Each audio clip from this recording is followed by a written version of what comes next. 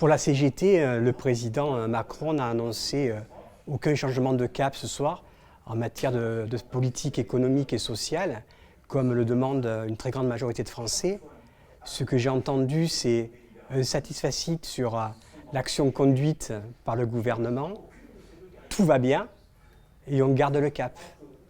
Voilà en quelques mots ce qu'on a entendu, mais malgré tout, ce que j'ai vu aussi, c'est que dans son long discours, 1 heure de monologue, donc Macron a été quand même obligé de parler des retraités en repromettant une réindexation des retraites. Et ça, c'est bien la résultante des mobilisations. Et ça montre bien qu'il faut continuer à se mobiliser pour gagner et que c'est possible. Il a annoncé aussi son grand intérêt pour les services publics, avec un maintien d'un certain nombre de services publics, aussi une accessibilité des services publics, une humanisation, mais la réalité c'est que le en même temps, le fameux en même temps, la réalité c'est qu'on prévoit des coupes budgétaires. Ce qu'on retient aussi, c'est que la question principale que les salariés, que le mouvement social plus largement a portée sur la scène et dans les rues et dans les entreprises donc, ces derniers temps, qui est celle des salaires, qui est celle des fins de mois difficiles, l'impossibilité de boucler des fins de mois, elle n'est pas reprise, ou alors elle est simplement reprise par la pérennisation de la prime à l'emploi par les entreprises qui pourront bien, et l'on sait aujourd'hui, un chiffre à l'appui, que moins d'un salarié sur 3 a bénéficié de cette prime. Ce sont les salariés des grandes entreprises, ceux qui sont un peu mieux rémunérés que les autres, qui ont bénéficié de ces primes, et pas ceux qui sont au SMIC, et pas ceux qui sont en précarité, et pas les femmes, justement. Et que le fait, moi je veux bien que pour les femmes, les familles monoparentales, on mette en place un fonds de garantie des pensions alimentaires, comme il se fait un peu au Canada, mais la réalité c'est qu'est-ce qu'on fait pour la valorisation de l'emploi, qu'est-ce qu'on fait en termes de salaire pour ces femmes-là, qu'est-ce qu'on fait en termes de véritable justice fiscale, avec la suppression de la TVA sur les produits de première nécessité. Ça, aucun mot dans le discours présidentiel ce soir. Sur service public, le président nous fait une belle envolée sur l'intérêt des services publics, sur la cohésion sociale, sur les services publics au service des territoires, à la fois de l'aménagement, mais aussi de la cohésion et de la solidarité pour les populations. Mais la réalité, là encore, c'est que les services publics, au-delà des paroles, rien n'est fait pour les conforter et les développer. Je prendrai pour exemple la réforme de la SNCF, donc la réforme du statut des cheminots, dont on voit les effets aujourd'hui, avec la fermeture de lignes. Rien non plus sur la non-privatisation d'ADP. Donc on a des discours sur les services publics, on n'a pas les actes, mais on a des annonces comme la poursuite des réformes qui sont plus qu'inquiétantes. Oui, le président a fait des annonces sur le service public. La réalité, c'est qu'on ne revient pas sur les réformes engagées, qu'au contraire, donc, on maintient la réforme de la fonction publique, c'est-à-dire la suppression de 120 000 postes, c'est-à-dire aussi l'éloignement des services publics, de leur accès pour un grand nombre de la population dans les territoires, notamment dans les zones rurales, dans les territoires enclavés. Ce qu'on voit aussi, c'est de grands risques d'externalisation des services publics qui seraient confiés au privé. Du reste, à mettre en lien ça avec la mobilité possible et qui sera facilitée entre privé et public.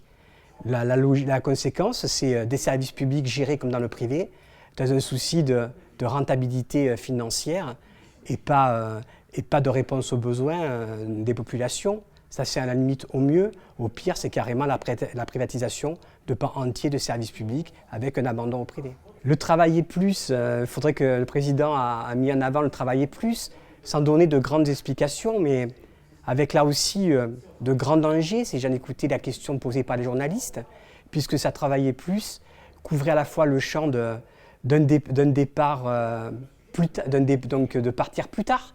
Est-ce que ça s'entend en heure de travail ou est-ce que ça s'entend départ en retraite? J'ai cru comprendre que c'était un départ en retraite. Ce travailler plus couvrait aussi la fin des 35 heures, carrément, avec une contre-vérité. Moi, je rappelle qu'en France, une étude vient de sortir, des statistiques viennent d'être produites, qui indiquent qu'on est dans le peloton de tête des pays qui travaillent le plus en Europe. bien au-delà de l'Allemagne, juste derrière l'Espagne. Ça, c'est une réalité qui aujourd'hui a été donc contredite ou oubliée par le président. Et c'est aussi la question du trop grand nombre de congés. Et on pourrait déduire qu'avec ce trop grand nombre de congés reviendrait l'idée d'une seconde journée de solidarité. Un incidence qui est peut-être parlant en la matière. Et donc, effectivement, ce travailler plus est porteur de danger. Il pose des soucis, c'est un travailler plus sans que les salariés gagnent plus.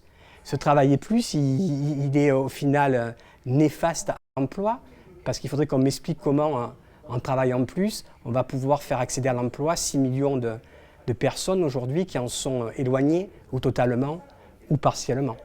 Donc le président a évoqué la dépendance, la prise en charge donc, de la dépendance, donc la question de l'autonomie, en pointant un cinquième risque. Donc là aussi, c'est dangereux. Pour nous, le vieillissement de la population, ça rentre pleinement dans la maladie et ça doit être financé par les revenus financiers, il y a de quoi faire, et non pas par une journée de solidarité, comme pourrait l'esquisser sa volonté de faire travailler plus. Mais je finirai aussi sur quelque chose de très grave et très dangereux, c'est l'appel du pied aux forces réactionnaires à l'extrême droite et fascisante de ce pays à travers toute une islamophobie qui a été développée en fin de discours, avec la possibilité de voter chaque année des quotas d'immigration, le durcissement du regroupement familial, le durcissement du droit d'asile. Tout ça c'est inquiétant, c'est purement populiste, électoraliste, et c'est des relents nauséabonds, un petit peu comme le discours qui nous ramenait à une certaine époque des années 40 sur famille, travail, patrie. Et c'est pas du tout ça le progrès social. La CGT a fait 19 propositions pour répondre aux enjeux et aux urgences démocratiques, aux urgences sociales, aux urgences climatiques, mais pour répondre aussi à la citoyenneté à l'entreprise, dont on n'a pas parlé ce soir, aucun mot là-dessus, sur les droits des salariés, rien en la matière, qui a fait aussi des propositions en matière de véritables services publics à destination des populations, du développement économique, de l'aménagement du territoire. Donc il y a 19 propositions que l'on met sur la table qui pour nous sont à l'actualité et qu'il va falloir porter à travers les mobilisations à venir. Aujourd'hui, ces propositions, il faut les mettre sur la table. Il y a la seule façon efficace de les mettre sur la table, c'est aujourd'hui de poursuivre et d'amplifier les mobilisations. À la fois les mobilisations professionnelles, les mobilisations en territoire, les mobilisations dans les entreprises, comme aujourd'hui dans les hôpitaux qui se répand et qui fait tache d'huile, et puis de proposer des rendez-vous collectifs, des rendez-vous de convergence, et un rendez-vous là, tout près de nous, tout proche, c'est le 1er mai, où nous invitons l'ensemble des salariés, des demandeurs d'emploi, les jeunes, l'ensemble de la population, quel que soit leur statut, à venir dans la rue pour exiger une autre politique en faveur du progrès social.